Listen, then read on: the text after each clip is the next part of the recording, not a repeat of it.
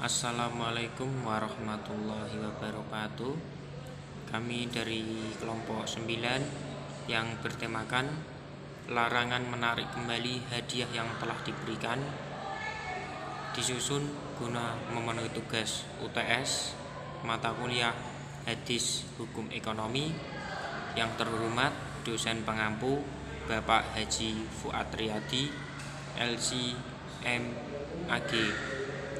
Kami dari kelompok 9 yang beranggotakan yang pertama Erlina Putri Ismawati, NIM 2020710035. Yang kedua saya sendiri Irfan Yusuf Sanjaya, NIM 2020710054. Untuk selanjutnya hadis A'udzubillahi minasyaitonirrajim.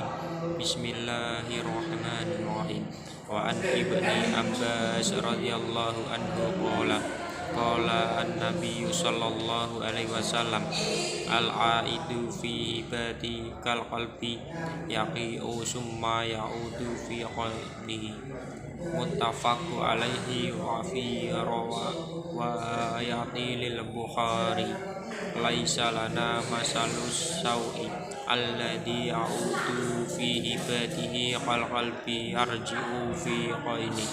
Artinya, dari Ibnu Abbas radhiyallahu anhu, dengan mereka berkata, Nabi Shallallahu alaihi wasallam, orang yang meminta kembali pemberiannya adalah seorang anjing yang makan sampai kenyang lalu muntah, kemudian menjilat kembali muntahannya. Untuk selanjutnya tahrij hadis al-manasihi syariah fi sahihis sunnah an-nabawiyah, bab larangan menurut Al-Quran dan As-Sunnah, terjemahan Abu Ihsan Al-Atsari, Pustaka Imam Syafi'i 2008, halaman 2-405-408. Selanjutnya pengertian dan dasar hukum hibah. Pengertian hibah umumnya yaitu memberikan milik secara sadar sewaktu hidupnya. Perkataan memberikan milik dalam pengertian tersebut mengeluarkan suatu uluran tangan yang tiada memberikan milik, seperti pinjaman, jamuan, dan wakaf, sebab hanya memberikan manfaat. Perkataan secara sadar yaitu mengeluarkan pemberian milik secara terpaksa, seperti milik yang dicapai dengan jual beli.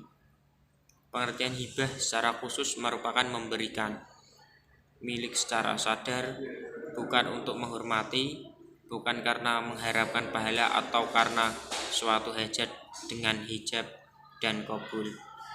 Di dalam syara, hibah berarti akad yang pokok persoalan pemberian harta milik seseorang kepada orang lain di waktu hidup tanpa adanya imbalan. Kemudian ada rukun dan syarat-syarat hibah. Adapun rukun hibah menurut jumhur ulama ada 4, yaitu yang pertama orang yang memberi al-wahib, yang kedua ada orang yang diberi al-ma'uhub lah, yang ketiga ada benda yang diberikan al-ma'uhub, yang keempat yaitu ijab dan qabul atau sigot.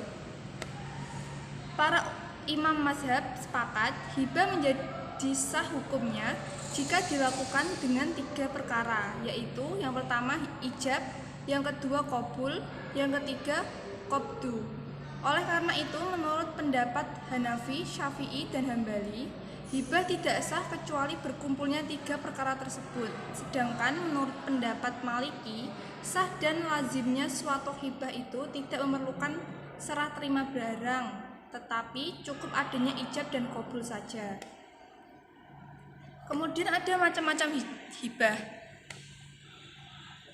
Bermacam-macam sebutan pemberian disebabkan oleh perbedaan niat atau motivasi orang-orang yang menyerahkan benda. Adapun macam-macam hibah adalah sebagai berikut. Yang pertama al-hibah, yang kedua sodakoh, yang ketiga wasiat, dan yang keempat yaitu hadiah.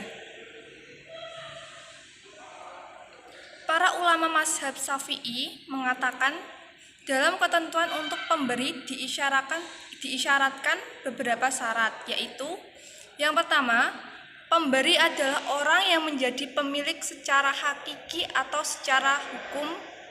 Yang kedua, pemberi adalah orang yang mutlak bisa melanjutkannya hartanya. Dan yang ketiga, dan lain sebagainya seperti syarat yang disebutkan dalam bab jual beli. Mengenai orang yang diberi diisyaratkan hendaknya merupakan orang yang mempunyai hak memiliki. Ulama fikih sepakat bahwa hukum hibah adalah sunnah. Kemudian yang terakhir yaitu adalah penarikan kembali barang hibah. Hibah sudah diberikan haram untuk diminta kembali sebab akan menyinggung perasaan orang yang telah diberi. Begitu juga dalam soal sedekah, hadiah, dan lain-lain, kecuali pemberian bapak kepada anaknya tidak dilarang jika diminta kembali.